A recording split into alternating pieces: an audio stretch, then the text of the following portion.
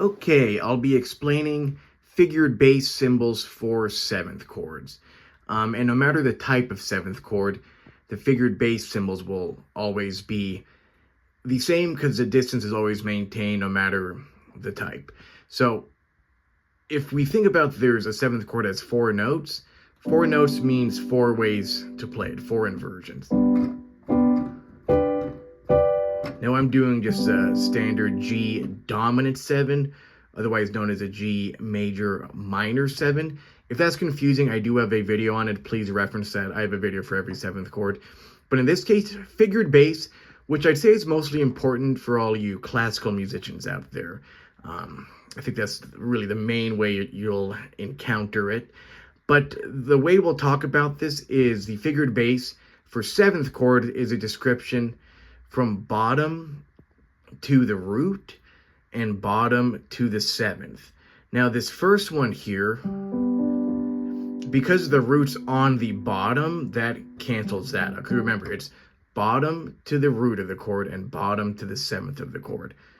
So in this case, since the root is already on the bottom, the only thing left to analyze is bottom to the seventh, G to F. That's 7 notes. That's why this position's oftentimes called the 7 chord. If someone says G7, boom, it will imply this figured bass. Now, the next shape, if I just go up, that rule still applies. Bottom to root. We're doing a G7 chord, so bottom to root, we get a 6. And then we have bottom to 7th. So this will be a 6-5. We could call this a G6-5. And once again, because we're in a G, and the 7th of a G chord is an F. So that's what we have to identify in inversions. 6 notes, 5 notes. Now the next one, same thing. Bottom to root, not always bottom to top. Bottom to root, we're doing a G chord. So we get D to G, that'll be a 4th, and then bottom to 7th, D to F. So this one is classified as a 4-3, a G4-3. So we have a G7, a G6-5, a G4-3, and then this last one is sort of the funniest one. The 7th is already on the bottom, so we don't have to find that one. If you remember, it's bottom to root, so there's a 2.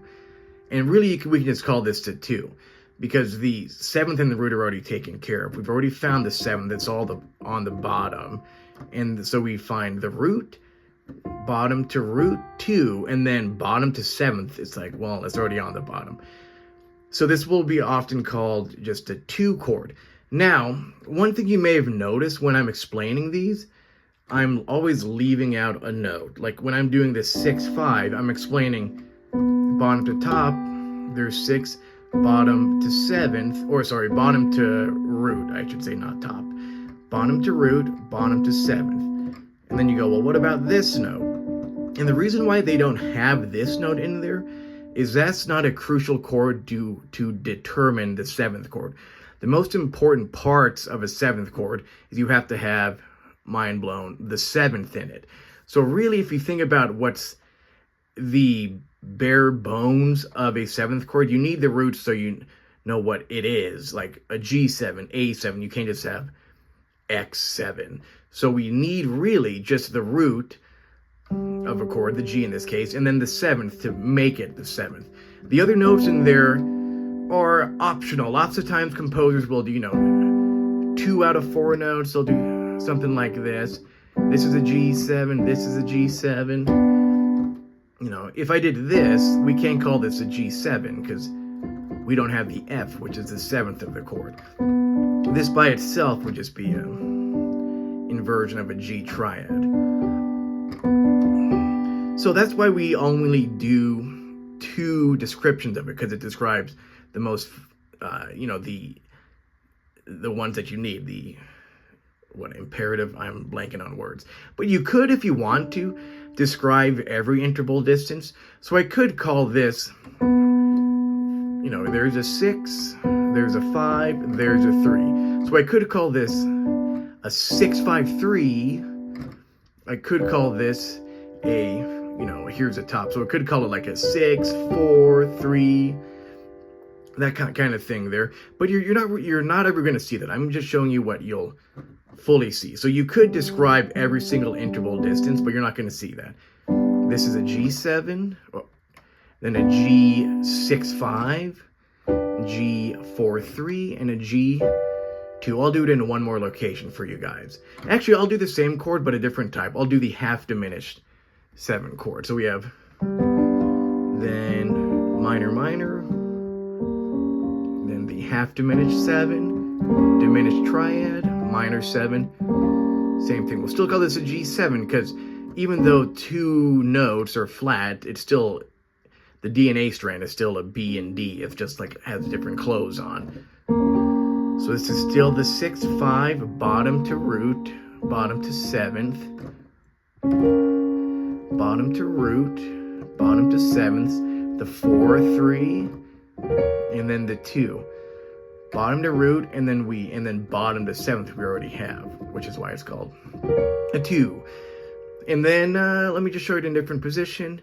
Let's do one on C sharp or a D flat, whatever floats your boat. And we'll do a D flat minor, which sounds gross to me. We'll do a C sharp minor. So here would be a C sharp minor 7, a C sharp minor 6-5. There's a 6, there's a 5. A C sharp minor 4-3, bottom to root, bottom to 7th, and then the C sharp minor 2, bottom to root, and then the 7th is already here. Cool, I hope that makes sense for you guys. Please ask questions below, and I appreciate all of you for real. I love making these, so please, subscribe and make a comment on the videos you'd like to see. I would love to do any topics here. Appreciate you again. Have a great day or night when you see this.